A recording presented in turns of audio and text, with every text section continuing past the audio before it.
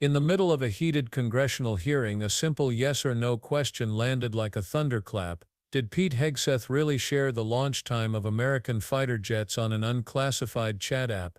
That's not just a slip of the tongue, that's the kind of detail that could put lives on the line in hostile territory. And yet when the moment came to answer, Hegseth hesitated, he dodged, he twisted words.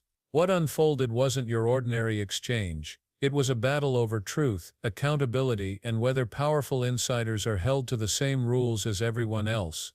Congressman Seth Moulton wasted no time. He pressed Hegseth hard, asking if those details came straight from Central Command. Yeah, what was the classification marking? Because again, classifications of any information in an ongoing operation that was successful are not things that would be disclosed in a public forum. You can very well disclose whether or not it was classified. It's not classified to disclose whether or not it was classified. And in fact, DoD regulations state that any classified information has to be labeled with its classification. Was it classified secret or top secret? What's not classified is that it was an incredibly successful mission against the Houthis. Okay, so it was classified. So are you trying to say that the information was unclassified? I'm not trying to say anything. Okay, that's what I thought. You're not saying that. So you took classified information from Central Command that had a classification marking on it, because that's what's required by DoD regulations, and you put it on an unclassified system. So we're going to get a report in a few days from the DoD Inspector General. And if the DoD Inspector General finds what is pretty obvious, both to you smiling there in the witness seat and to all of us up here, that the information was, in fact, classified, do you plan to take any accountability for that? As I pointed out at the time... you said that accountability is back. Does that not apply to you? As I said at the time, Congressman, there were no names, targets, locations, units, routes, sources, methods, no classified information. Okay, so if it comes back that it is classified, will you take accountability or not?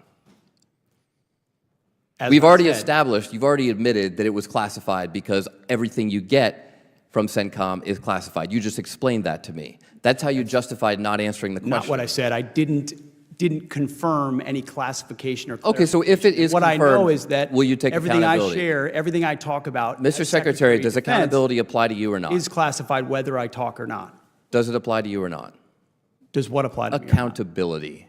You said accountability is back at the Secretary. And you know what? The Houthis were held accountable for shooting at our I'm just asking if it applies to you. Very successfully. I'm not asking about the Houthis. The previous administration let our ships get shot at, and nothing was done about it. And thankfully, because of the skill and courage of our troops on the battlefield, asking about we I reclaim my put them time. in a place I where reclaim they my time. called for a ceasefire. I reclaim my time. I'm just asking if accountability applies to you. It's a very simple question. We use leadership by example. Of course. Unlike, I serve at the pleasure of the president like everybody else does. So it only applies to the president, not to you. I serve at the pleasure. You talked about the success of the Houthi operation.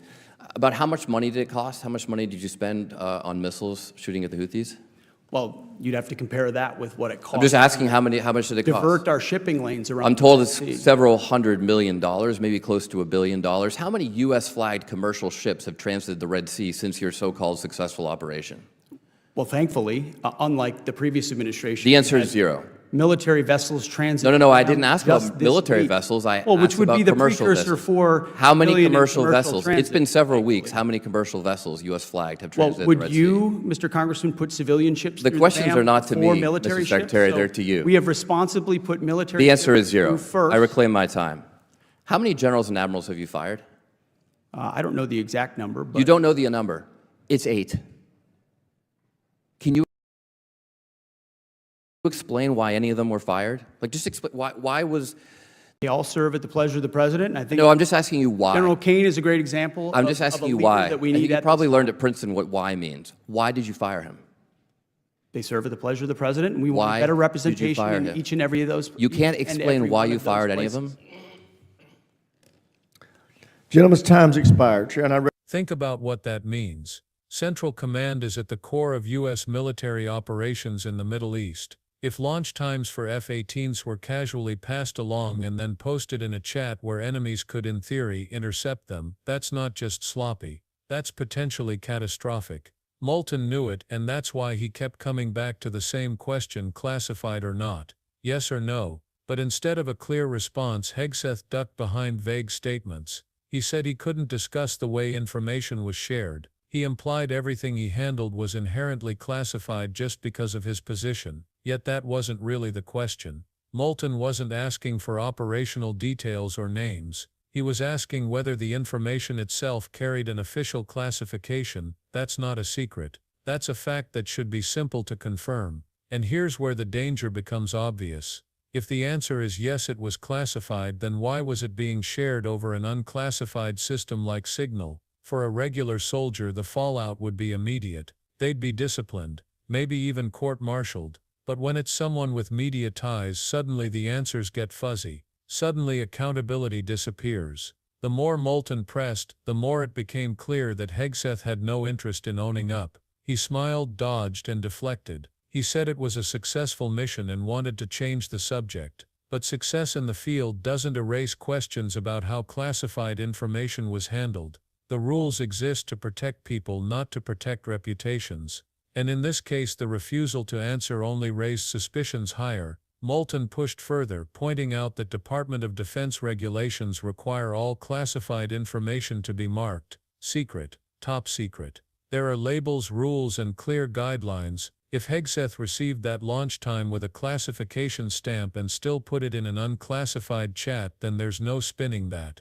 That's a violation. And yet Hegseth would not confirm or deny. Instead, he retreated into word games, trying to hide behind the fog of ongoing operations and successful strikes. This wasn't just about one mission, it was about whether the Pentagon is feeding intel to media personalities for the sake of headlines. It was about whether our most guarded military operations are being turned into talking points for cable news segments. And if that's the case, the question isn't just about Pete Hegseth, it's about a culture that treats national security like entertainment.